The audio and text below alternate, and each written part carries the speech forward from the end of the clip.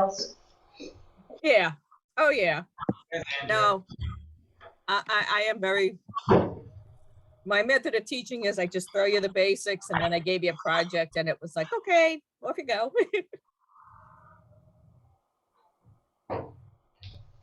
No. Okay.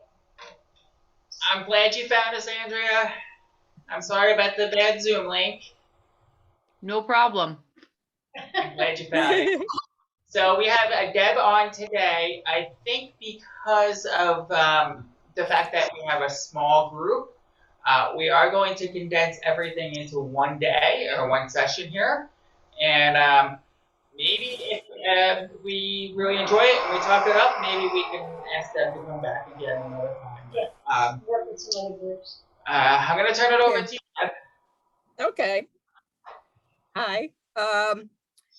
Before I start, I wanted to ask Samantha and Nadine and Andrea basically what you guys teach. So this way, when I get to the part of how we can incorporate the music area in the classroom, maybe we can either come up with like a situation or a kid or something like that where we could try to maybe see if we can use it in the classroom. Okay, I teach elementary art K-5. Oh, cool. This would work. Where do you teach? I teach at Sherburne Oval. Okay. That's why they jumped on it when they heard about it.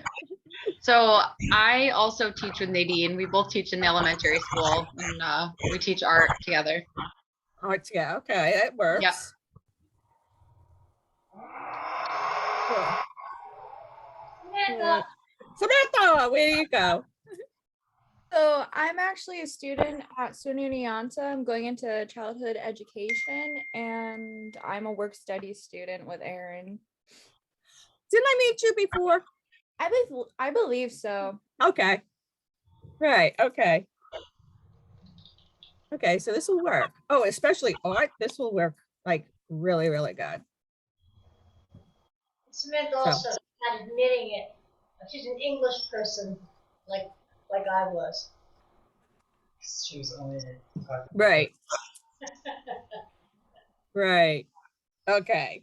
This is gonna be cool. All right. Has anybody ever had experience with like a sound healing session or anything like a massage with music playing in the background, or anybody? Bueller? Yeah. I'm sorry. I'm like, yeah, this is how I am. So Binaural stuff. what? Binaural stuff, you know, where Yeah, oh, the binaural, yeah. and also vibratory healing. I've gone to some sessions in that. Vibratory healing. The tuning forks? No, it was in Hilton Head. It was a course at the National Institute of Complementary and Integrative Medicine, and one of the courses was vibrational healing. Oh, okay. It's very interesting. Yeah. Oh yeah. Oh yeah. Yeah. Okay. So I gather nobody else has. Or basically, how about I word it this way? What do you guys do when you're like super stressed out? Do you like plug on headphones? I read or listen to music out Or loud. listen to music? Yeah. I go outside. Okay. Okay. All right. So here we go. Yeah. No, that's fine. I was just a lot of, I just wanted to say, because then you guys could probably relate a little bit. All right. So basically, very quickly, is I'm going to explain what sound healing or music therapy or whatever you wish to call it is, how it's used in different ways. And then I'm going to like swing it into the classroom with some studies and such. And then maybe we could see how we can integrate it into the classroom to see how it would work for you guys. And being both art teachers would definitely, I think, would definitely be really good. Okay. So, a little overview here. So we all know that sound is vibrations we can hear. And sound also has different pitches and frequencies. Good example would be like the opera singer who hits that very high C note and shatters glass. Because of the pitch and the frequency, it vibrates to the point where the glass explodes. Okay. So we also use sound in medicine. We use sound waves. We use like sonograms, which is sound. We use something called a liptothrope, which means where they use sound and they bombard kidney stones. Right, the kidney stones and the gallstones. Instead of surgery, we just shoot tons and tons of stuff on them and they break up and no surgery and everything. So we actually use sound for lots and lots of different things. When I was looking up stuff, I noticed that it's more prevalent in the East, that American doesn't really per se kind of put a lot of credence into this right now, which I hope it changes really, really soon.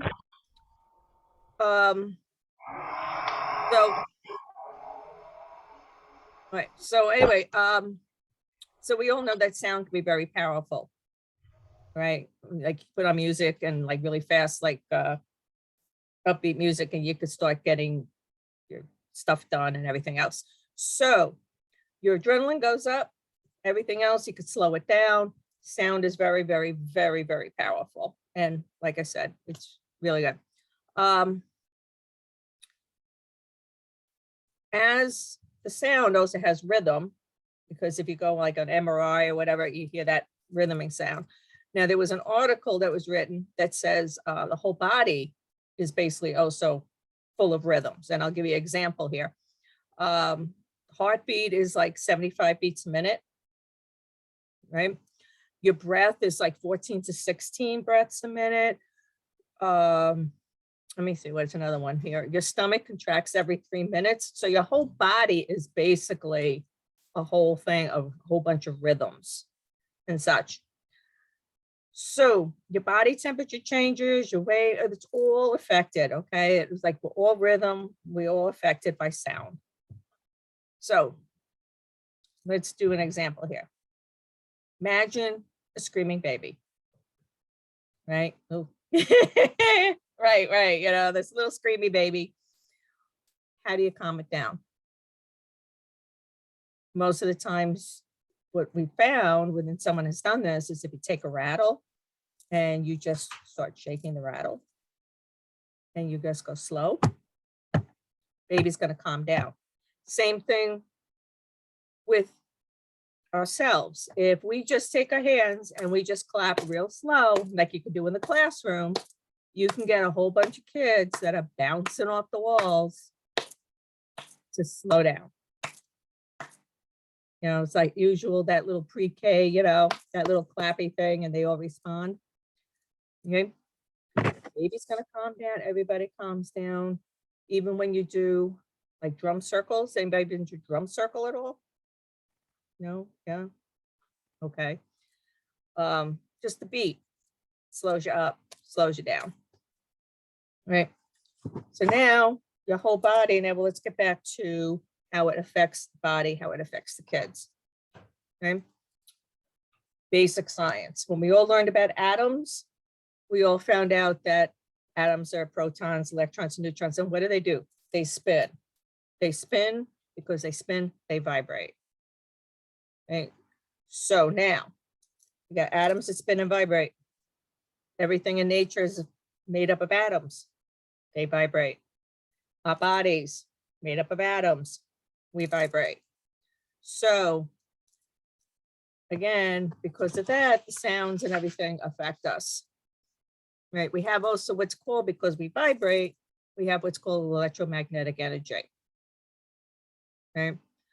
So like I said, different pitches and everything else, they do this, it affects us. Like the famous high screech right? And everybody cringes. Some people cringe, some don't.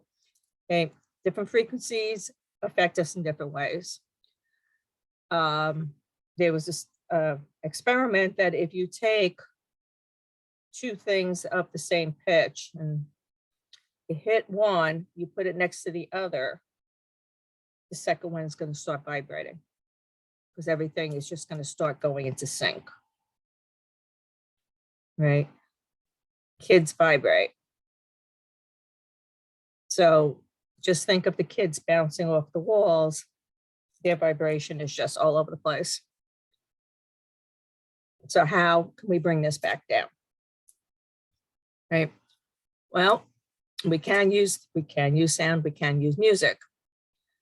NIH, the National Institute of Health, just started last year studies on sound and how it affects everything. And quote, I'm going to use a quote they use, which is, music engages many neural systems. The research literature indicates that music engages neural systems, including perception, sensory motion, memory, attention, and emotions. It's been proven all over the place, but the NIH is just trying to catch up with everybody else in the world. So what happens when we're out of balance and our vibration's off? We have too much sugar or something. We can't sleep. We have too much caffeine. We bounce off the walls because it raises our vibrations. And we just go all over the place. It's like when you get stressed out, what happens? What do you feel your body doing? It's just like bouncing off the walls because your vibration is too high. You have to bring it down. Okay. So it was a whole big journal. I have these downloaded on my computer. So if anybody wants to read these journals, let me know and I can email these to you. Okay, if you want a whole bunch of them. There is a really good one I found. It's called the Hong Kong Journal of Pediatric Research. And it was from the January to April 2021 issue. And it was, they did a research on sound therapy on children and how it affects them. And it says the normal body has a frequency of 50 to 100 hertz, but in an autistic or a hyper child, they found out that their frequency can go to 200 to 500 hertz. And then you have hyperactivity and other symptoms, which we all know because you see the kids literally bouncing off the walls. So what they say then is by using sound produced by various things can align their frequencies and bring them back to normal. And I've seen it done because my granddaughter is hyper, right? And one night she had sugar. I was down there a couple of months ago and she had sugar and she was like bouncing right before bedtime. I don't know why. I brought down tuning forks and I hit the tuning forks with the vibrations and I touched her with them on different spots. And within 10 minutes, she was out cold. She went from literally bouncing off the walls to snoring and she's 8. 10 minutes, gone.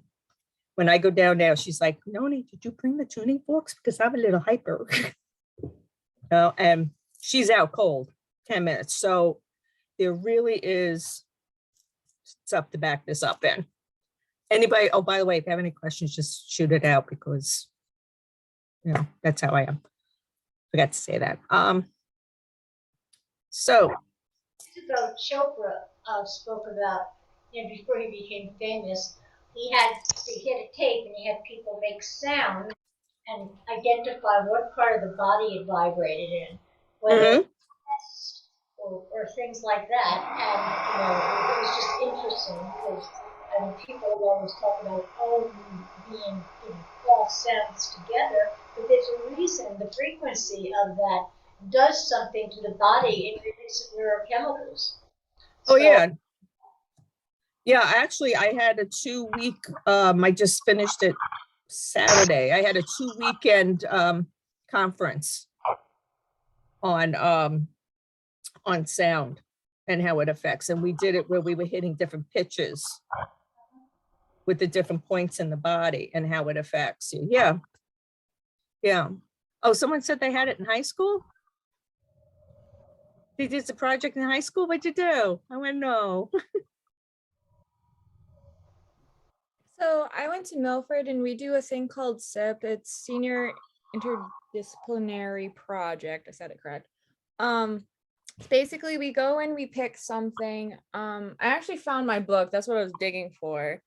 It's from part of my project. I did the evolution of musical instrumentation, and I had to do, there's 3 disciplines. So you have your different topics or whatever. So one of mine was physics, was sound. And I actually did the tuning forks, and I would hit it and then put it up to somebody's ear. And then I would play like the flute, for instance, and be like the same note. Right. But I would do the tuning fork and talk about the vibrations that it causes. And then I also had, I believe it's pronounced the Chladni plate. I did the different wave frequencies, and then I showed the wave frequency of a certain note within the plate itself. And that was just one of the parts that I did for project, but it was a lot of fun learning about it. Was that the plate where I see a video because I'm doing courses If on you taking change courses the that we frequency, it changes and it it makes all the changes like different the sound designs. on. Oh, it's changes the amazing. sounds. Yeah, yeah. I don't even know if that's on YouTube. Didn't even think about that. That is absolutely amazing. I'd have to find the link if there is one. I know I have it on. I tried to make one, but I couldn't pull it together. So I'm so. Did you make one, Sam? Is that how you got it? What? Did you make it? No. So I actually had borrowed one from Hartwick to use for my project. Oh, That you had to play. Oh, yeah, recording him. those It was are a- amazing. I didn't know It was a Hartwick lot had of one. fun. And it was, I found it interesting because it would either go up and down with the waves, or it literally create like squares and circles and, you know, weird shapes. Yeah, and then if you put the magnetic stuff around it, it'll form different patterns, right? Yeah, Yeah. I put a washer on it and it went all around the washer, even though the rest of the plate, it kept going on the rest of the plate, but where I put the washer, it stayed away. Interesting. It's yeah. I didn't know Hartwick had one. That's really nice. You know, a theremin, a little mood synthesizer, to use to work with his students in music class on the quality of sound.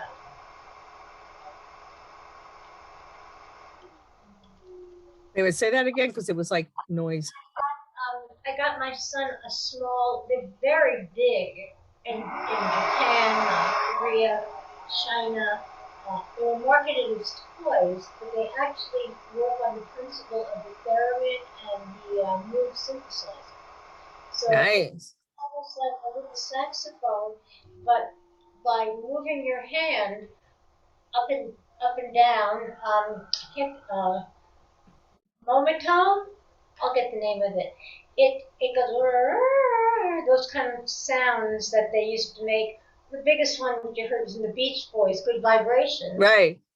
Instrument in it. And now they're selling them. You can buy them on eBay anywhere from $10 to $300. Yeah. Wow. I'll send you Wow. the name of it. It's fascinating because the sounds make you feel a certain way, like certain ethnic music makes you feel a certain way. Mm-hmm. In school, I played the baritone saxophone, and when I played the lowest note, which was A, you could feel the vibration in your chest. And me and my friend, we were messing around, and we had our bell towards the digital clock, and you could see like it moving, so it showed like the sound waves. It was really cool. Wow.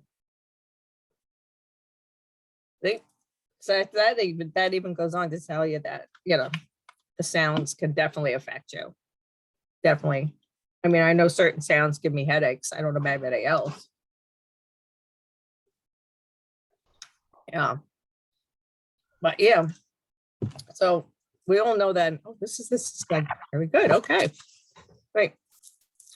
So like we were talking, like you said, it affects like the chest or everything else. It could also, with the sound, can also help with right and left brain synchronization. that they can mesh together, and cognition and memory and thinking is improved by doing music. And that's where like the Mozart effect comes in. Anybody familiar with that at all? Mozart effect? Yeah, No? it's sort of debunked as an actual methodology because they didn't really norm it, so they couldn't say that it was music in general or whether it was Mozart's music. Yeah, they've been doing studies on it. Yeah, it started in 1993. They did this whole thing, this psychologist, and she did a test, and she played Mozart's music. She used Mozart because of the timing and everything that he had, and she did it with college students. She played 10 minutes of it, of Mozart, and then had them like do spatial stuff and manipulating objects and everything, and it all improved. But then afterwards, yeah, then it became this big hit and everything. But what happened is too, is that people tried to recreate it and didn't get it. Then I found a paper, let me see where it is here, that was done in 2019 about new research. And there was a study done that, yeah, I can't do just 10 minutes of it. That she did a whole study of students down in, out in LA. And she played it for 20 minutes every day for 30 days. And after like 15 or like the first 10 or so, the kids were complaining, you know, it makes me tired or whatever. And then all of a sudden it kicked in by about day 15 and day 16. And she started tracking it. And she saw an improvement. So I think what happened was when people started to blow up the Mozart effect, it just got messy and it just didn't work. Yeah. So anyway,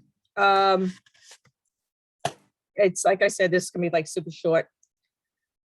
So anyway, what I was thinking of is how we can bring the Mozart effect into your classrooms, because by playing music and having them work on it, it will definitely, it has been shown, and it doesn't necessarily have to be Mozart, it could be classical music or anything, to bring up productivity or stuff in your classroom. Because when I was a teacher, I did it for writing because I taught elementary school.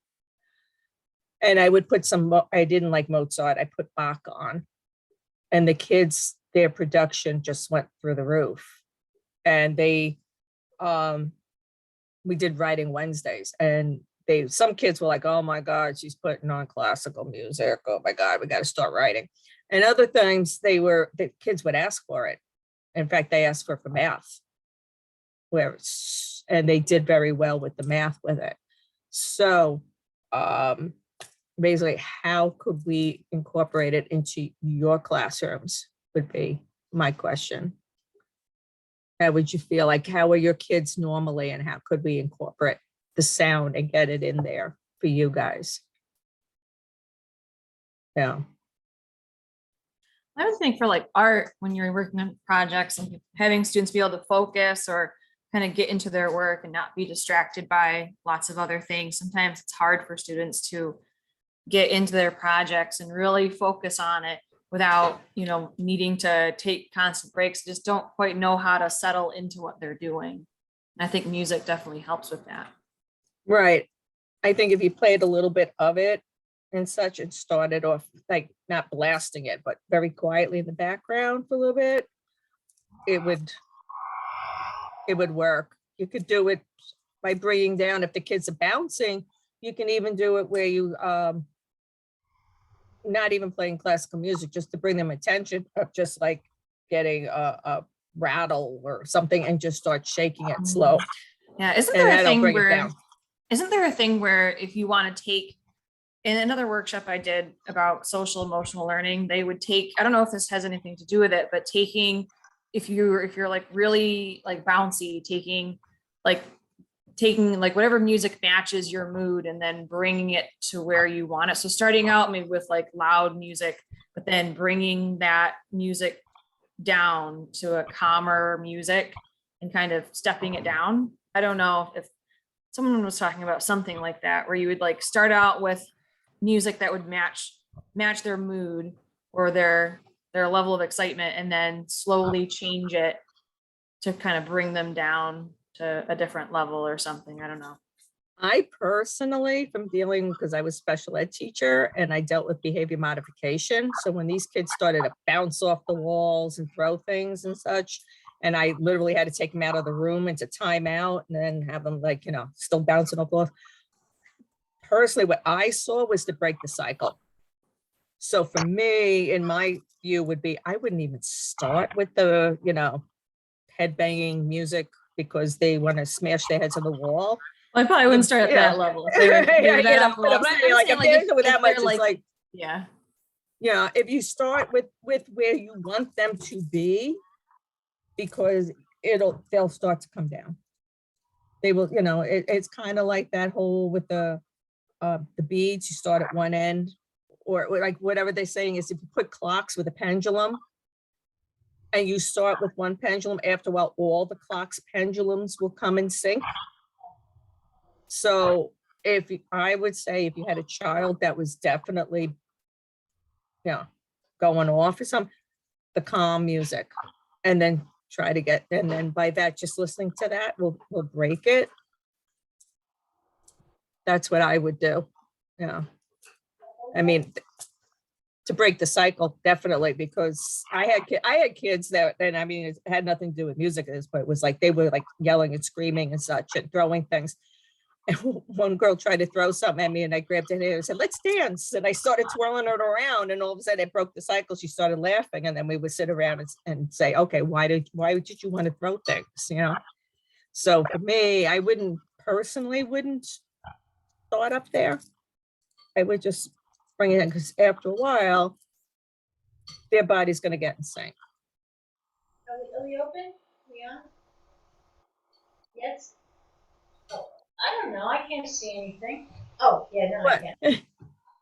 No, I was thinking of, who was it, Hildegard from music? Hildegard von Bingen? Yeah. Kind of vibrational stuff that happened with her music in the cathedrals, and with singing it brought about states of mind that some people had tremendous experiences internally with it. And Oh yeah. I don't know if everyone has heard it, but it's pretty amazing, because you could feel it changing. You could feel it changing in your body, whatever sensations are going on. And I just thought of that. Nadine, are you already using music in your classroom?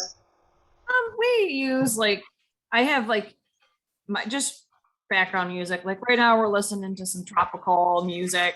Last month we listened to Disney piano. I try to keep it calm, something in the background. I don't always play it, but when they come in, I usually have something soft like that playing. Usually I love piano music, any type of music. I used to find pop songs, but the classical version of that pop song. So it was something they could kind of remember, but I never put on any lyrics or anything like that. I just anything that's instrumental. Right.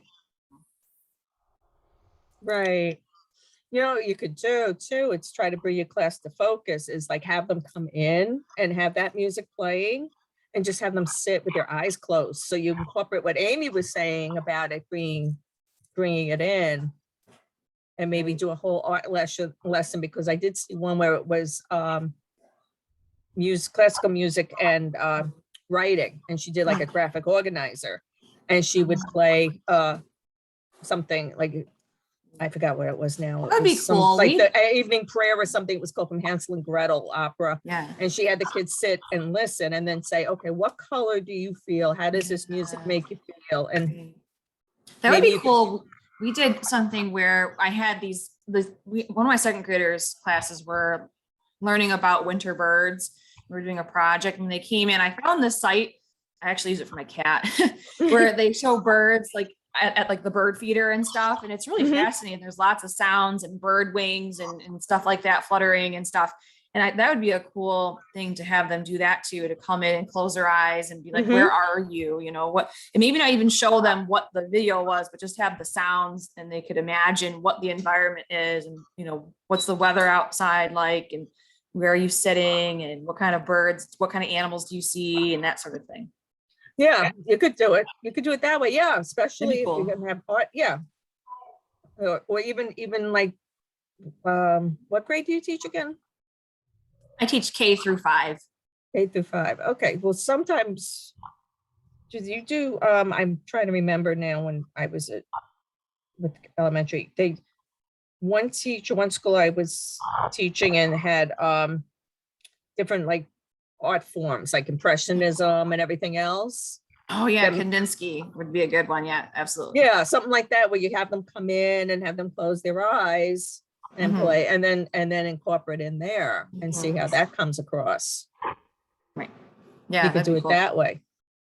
I like it as a centering activity, Nadine. I think that's a very good idea. And what you were talking about was a lot of mindfulness kinds of components. Yeah, things like that would work, definitely. Yeah. Samantha, yeah, anyway, anything you want to jump in, or I know I'm putting you on the spot, I'm sorry. Oh, you're good. I don't know. I know Erin kind of noticed this. So I did homework a couple times and I actually listened to theme songs from like instrumental theme songs from like movies. So like one of my favorites is like just the music background and Marvel music and Mhm. you know Harry Potter. So I'll listen to that stuff and I find for myself I concentrate better Mhm. if you know, because if I have the words, I'm kind of going to the words, but I get a lot of homework done that way. And I know in school it was very common for us to walk in and the teacher had some sort of music playing, and then when she shut off the music, that meant, you know, we have to pay attention, you know, it's time to learn or whatever, but they would have it playing as we came into the classroom. Huh, yeah, I know when I was in college, I did the same thing. It was like switched on, it was electronic Bach. And like the papers went out 20 minutes, damn, they were gone. But even, yeah, even if you could do it where you could put it music in the classroom, let them focus. Like before or after lunch or whatever. Even before they leave for the next class, because they're gonna be bouncing through the hallways. You know, just trying to see how we can incorporate into the classroom, how you can get the kids to focus more. I like the connection between sound and color. I mean, in a way, like when you're talking about, like, you know, headbanging music, sometimes the sounds of music can help kids identify what their feelings are. Right. And I mean, I remember playing music and having, like, what does that sound like? That sounds like purple. The synesthesia, bringing everything together. And I think it helps children focus a lot on the different senses they have. I mean, if you tell a class to be perfectly quiet, they realize that there are noises all around them. There's the buzzing of the lights, you know, Mhm. there's people breathing. And it's pretty profound because the next sound that they hear sounds really loud, even if it's not. Because their whole body has gotten in tune with kind of a different plane of vibration. I think that's pretty cool.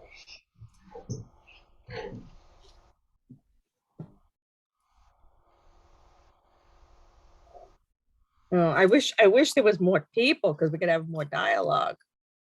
You know.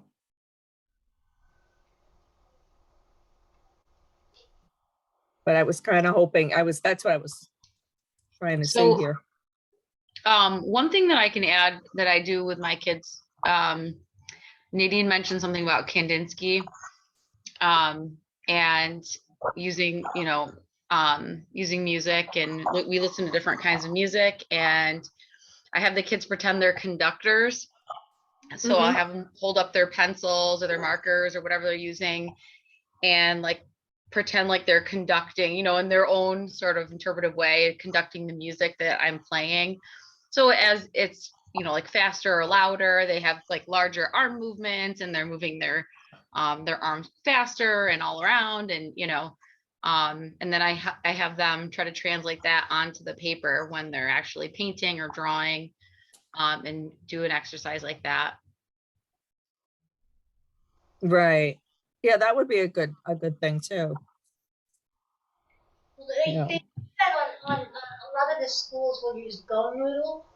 You know, they put it on a smart board or a huge TV, and they have these ridiculous people, you know, dancing and moving. But the thing is, you know, when kids feel like they have to let go, it's kind of like controlled motion, you know, because they put the music on and they want them to move along with it in whatever way they feel like their body should go. And there are people usually dressed up ridiculously, right? Right, Erin? Who are doing things on the screen, and it kind of, you know, gives permission to move with the sound. And I think it gets you more in touch with your body, you know, because they might. Anyone ever use Go Noodle? It's a free resource. Oh yeah. Sometimes they get a little hyper on that though. Yeah, So well, yeah, and I mean, if you have 42 minutes yeah. and you want like the kids to be more creative, then you could use the classicals. I mean, it does, like I said, it doesn't have to be Mozart or anything, but just to get them in tune and get them to calm and to focus inward So would what work. is that, Deb? One of the things you had talked about was doing a sound session. What is that? Okay, sound session. All right, sound session would be basically, you could even do it with your class. It would be basically having your students, and just basically in general, just sit while you have the music go through, and just have them relax and listen to the sounds, and then have them explain how it hits, again because of the sound with the vibrations. I could probably, I have some few things out. I could probably do a few minutes of one and see how you guys feel, and then you could touch base and see how it is. Yeah, You let's know, do we could do that. Okay, so let me just turn this off for a minute and get my stuff and bring it over.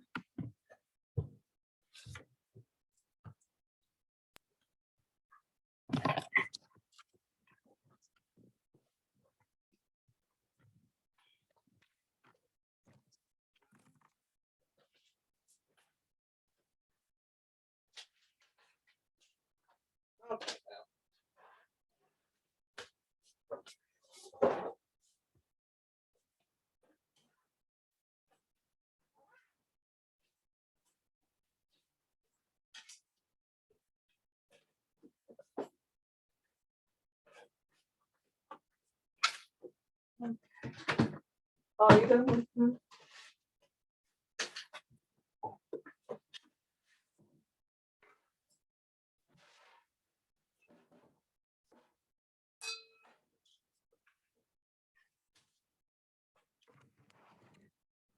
All righty. Please.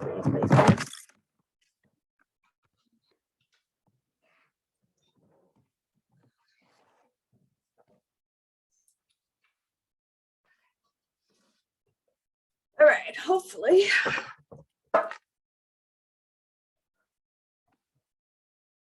Okay, let's see here. Okay, I got a couple of things. I don't know if you can see them, but I'll lift them up. I have a Tibetan singing bowl, which would be really good if you guys wanted to bring the kids together.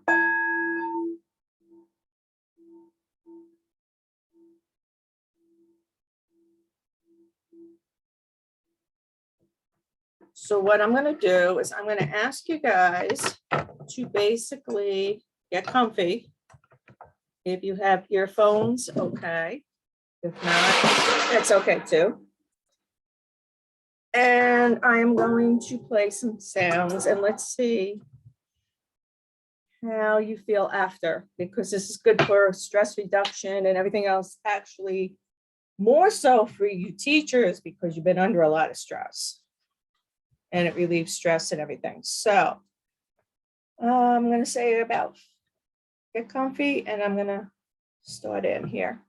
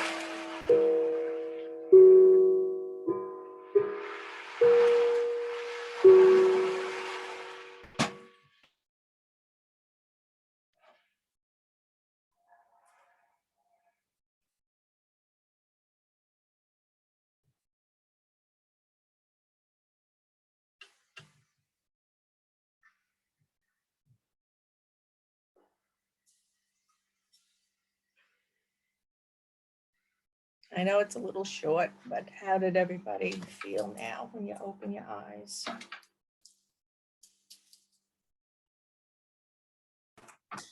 Definitely relaxed. Thanks. Felt like I was sitting by the ocean. Oh, yeah. You with your kids too.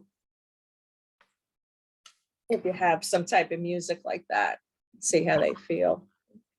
In the beginning, that sound of the spheres, kind of, that Right. in it, it kind of, that's a very relaxing, kind of nice vibratory sound. I mean, it kind of hits me, I don't know, kind of from my throat all the way down to my legs. I like things that are kind of rhythmic. I was just thinking if students made sound and each of them was a sound, and they could put their sounds together, to make kind of a group sound, like a sound of individual as a group, like students do it. Right. Did you do this in the classroom? Did I do this exactly in the classroom? No, what I did when I taught a preschool was we did relaxation with them. At the time, I was not familiar with all this. I did more of the classical in the back and such. But this in the classroom would probably come.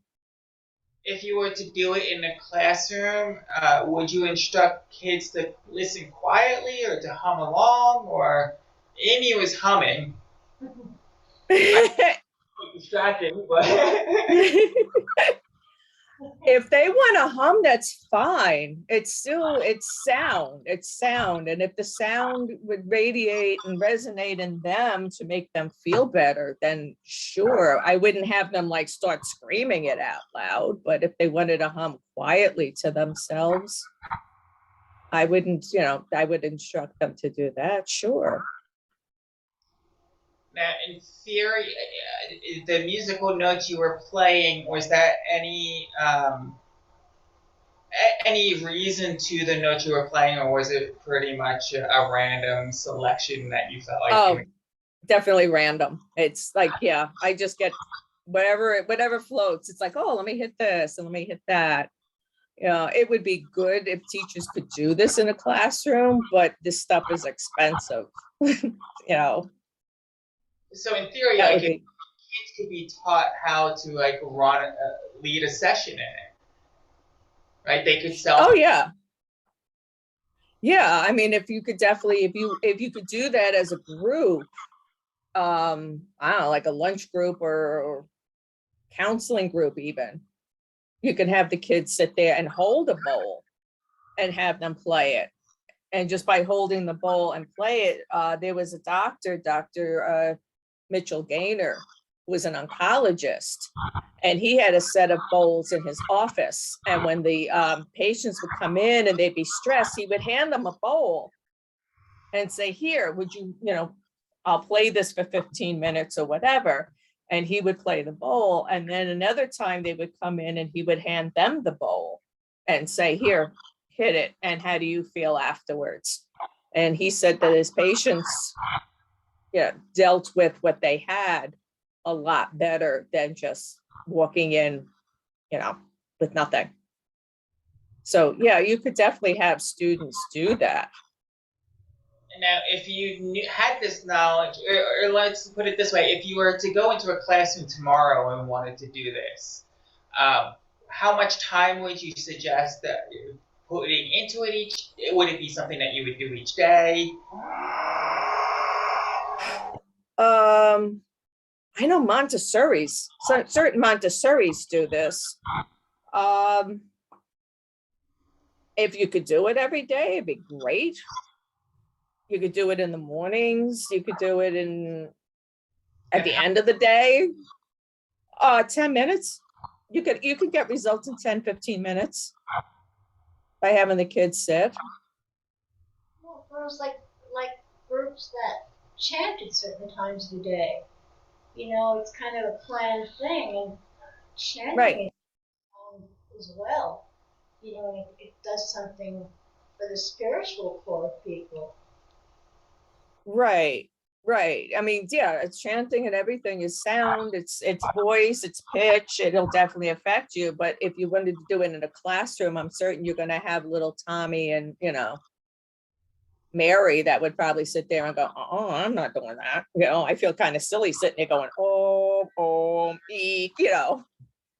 But if you give them a bowl or, you know, something chimes or a rain stick or, you know, a drum or an egg rattle and just say, here, you know, just shake away. It's almost like a little mini drum circle. Even if you had a little mini drum circle. We did that in kindergarten. I remember we had, you know, things to play with around the room, and we all did it at once. I remember there's another activity where you divide the class like into 5 groups on the line, and one group starts going like this, Mm-hmm. and as they go down, it begins to sound like the ocean. When Right. it's really amazing. It sounds like waves. You know, this group goes in that one, and they all do it together, and it's beautiful.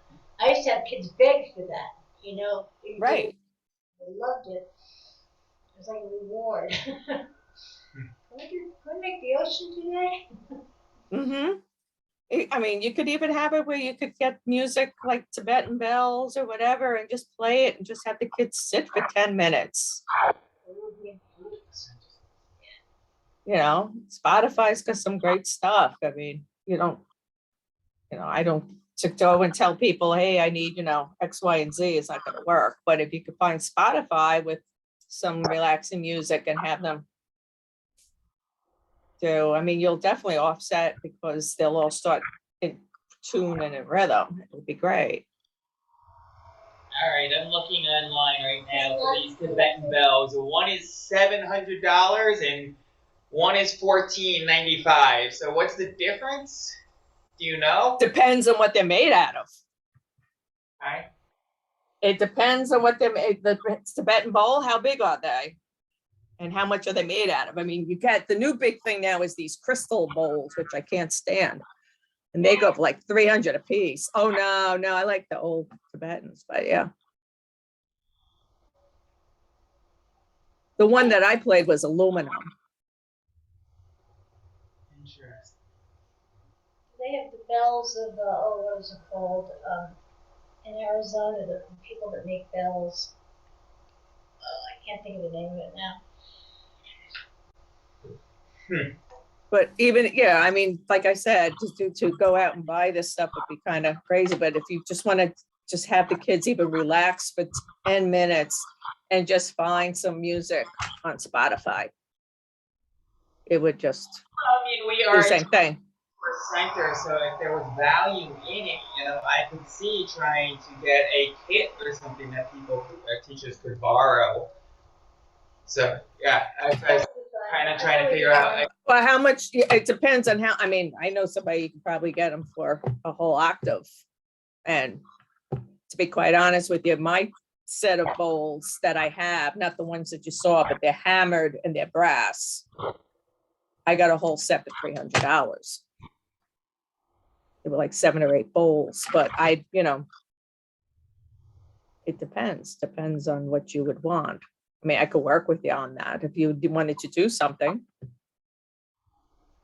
I don't know. It would really be whether teachers found value in such a thing. Right.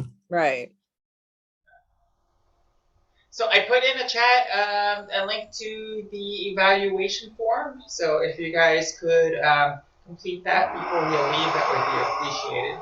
Deb, thank you so much for doing this. You're welcome. Yeah.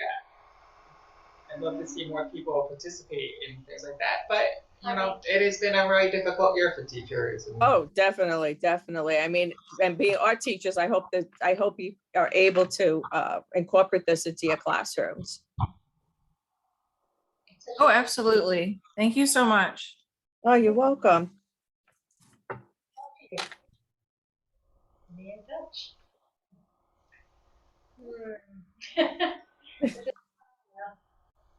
Annoying him.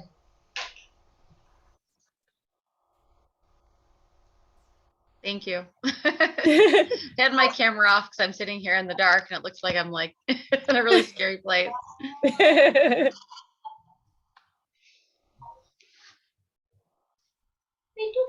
They do have music online of just sounds. Yes. Yeah. Right. Which would be nice just to listen to as a start, I think. Just to try it first before you actually go and get a kit.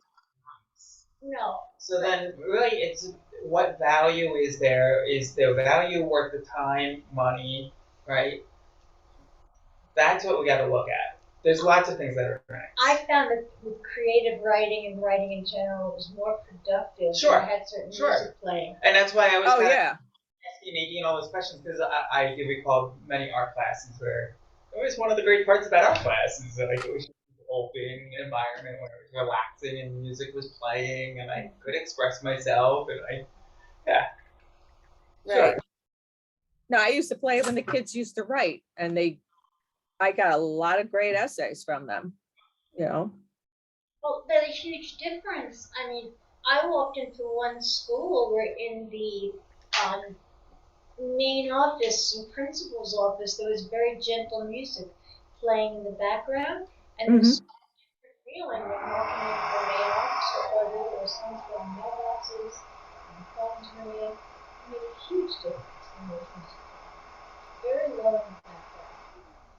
It seemed to bring everybody down, tensions down. Right. Well, again, one size doesn't fit all, right? So for some people, that's going to be really irritating and annoying. And that's what you're always balancing. Yeah, it's kind of like sense in the classroom, you know. Yeah. I'd like to have sense, but there are some allergic children, so Right. Right. Yeah. Yeah, but definitely the music in the classroom will definitely help them.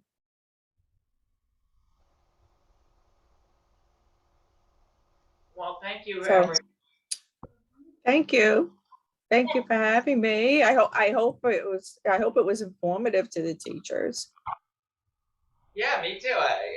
I'll be curious to hear what they have to say, and you know, I would love to kind of see like a more in-depth kind of thing.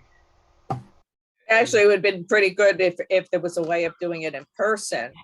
Yeah. thinking in Yeah. person. Yeah, in person. To me, it would be better in person, so I could bring some of this. You know, you have stuff there. You could try. You could do. You know. Sound quality, and it really depends on the quality of your speaker system, and there's definitely pieces that are lost coming through Zoom.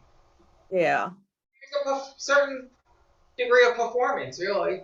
Yeah. Right. I mean, really, there is. Well, thank you so much. Okay. I can touch and I would, yeah. So Nadine and Andrea, I'm not sure if you heard me say that since there's only two of you, we have condensed it just into tonight, so there will not be one tomorrow. But I think we still have the book study. I haven't. Yeah. Yeah, we do. I know. I was thinking about that. Like, how are we gonna? I thought, for instance, for a second they overlapped. I'm like, wait, no, they don't. They're right, and they have like a 15-minute gap in between or something. But yeah, so I'll see you tomorrow. We do it tomorrow or today? I'm like, I bet Nadine would rather do it today. She has a book study tomorrow too.